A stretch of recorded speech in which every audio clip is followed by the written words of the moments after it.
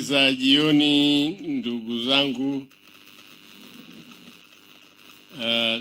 ile salamu za chama sijajifunza vizuri, nikizipatia siku nyingine na mimi nitapiga hapa hizo salamu, nisije nikaharibu mambo ya watu.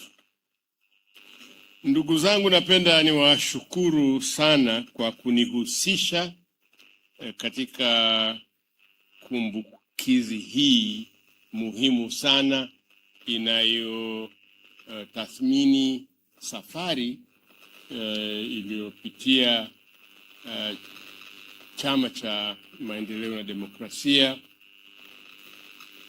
cha Demokrasia na Maendeleo. Unaona sasa nachanganya mambo. Kukumbushana historia yenu. Wakati Chama cha Demokrasia na Maendeleo kinaanzishwa, mimi nilikuwepo. Sikuwa ndani ya waanzilishi wa Chadema, lakini nilikuwa karibu sana nao. Ni watu ambao nilikuwa nawafahamu kwa njia nyingine ambazo si za kisiasa, lakini njia ambazo zilikuwa zikituweka pamoja. Na baadhi yao bado nawakumbuka. Wa kwanza ni mwenyewe muasisi Edwin Mtei, ambaye kwangu mimi ni baba mkwe, na mwenzake Colonel Geoffrey Mariale, ambaye alikuwa ni baba mkwe vile vile, na wengine waliokuwa pamoja nao.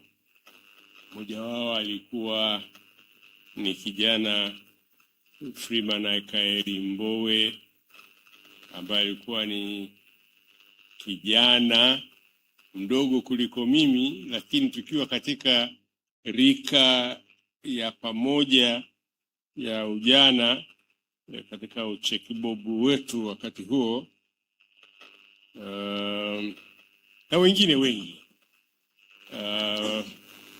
Mtu mmoja maarufu sana ambaye umaarufu wake labda haujawahi kuelezwa vizuri, ingawaje sisi tulimfanyia mahojiano akiwa ni kiongozi wa Chadema, na tukaandika katika gazeti la Rai ndani ya safu ya mwanasiasa wa Rai, na kwa mara ya kwanza watu wengi wakajua kwamba kumbe huyu mtu Bob Makani jina lake ni Muhammad Ali Nyanga Bob Makani.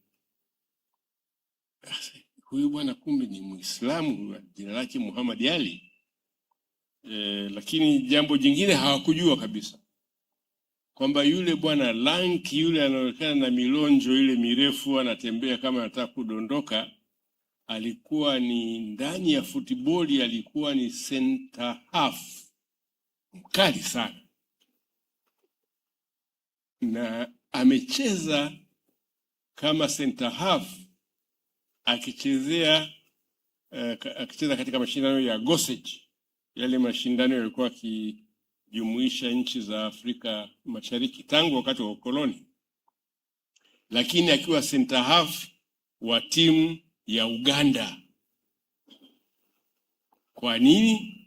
Kwa sababu mtu aliyekuwa akisoma hapo alipokuwa akisoma, ikifika wakati wa Gossage hana haja ya kurudi kwao akachezea timu ya nyumbani, anachezea timu ya hapo hapo anaposomea, na yeye alikuwa anasoma Makerere.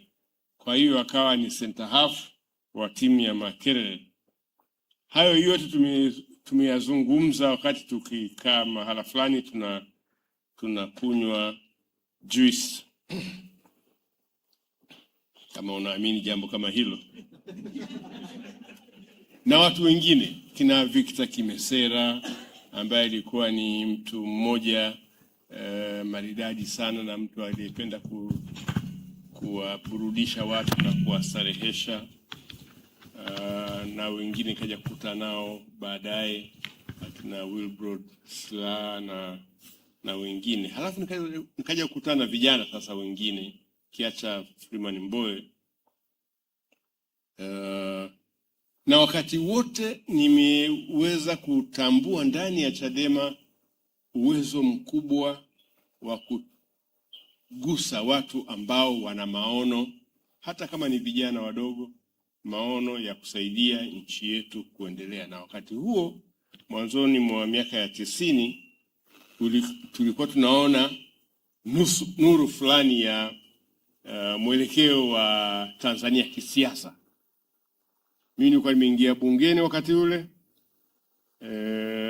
tangu mwaka 90, na niliingia bungeni kwa utashi wangu wa kuingia bungeni kuchangia pamoja na wenzangu maendeleo ya vyama, mfumo wa vyama vingi ambao ulikuwa umezuiliwa tangu mwaka 1965, na sasa tulikuwa tunaanza kujenga upya utamaduni wa vyama vipya. Na watu wengi sana, hata sisi tuliokuwa bungeni, hatukuwa tuna uhakika hivi vyama vitakuwa na sura gani. Kwa hiyo tulikuwa tunakwenda kuangalia kama tunaweza tukachangia huu mfumo uweze kutuletea mafanikio makubwa zaidi katika uendeshaji wa shughuli zote za kiuchumi, za kisiasa, za kijamii na kadhalika. Kwa hiyo Chadema nimeiona Chadema ikianzishwa pale hoteli iliyokuwa ikiitwa, haipo siku hizi na inawezekana nimeisahau vile vile, ilikuwa ikiitwa nini ile Motel Ajab, wakati mzee Mtei anaitisha press na kuambia habari ya Chadema. Sisi watu wa media tulikwenda pale na tukawa tunamuona jinsi anavyofanya vile. Nilikuwepo siku hiyo, na watu wengi waliokuwepo wakati ule bado nawakumbuka. Na basi imekuwa ni sehemu ya learning curve, ni njia ya kujifunza jinsi Tanzania ilivyoenenda katika kukumbatia siasa za vyama vingi. Baada ya kukaa muda mrefu, tumezoea ni chama kimoja toka mwaka 65. Kwa hiyo napenda kuambieni kwamba nashukuru kwa kunikaribisheni hapa ili niweze kujumuika nanyi. Nadhani baadaye kidogo, sijaona program yenyewe ya leo, nadhani tutakuwa na mjadala wa swala jingine ambalo linahusu katiba, na hivyo ndivyo ninavyofikiri.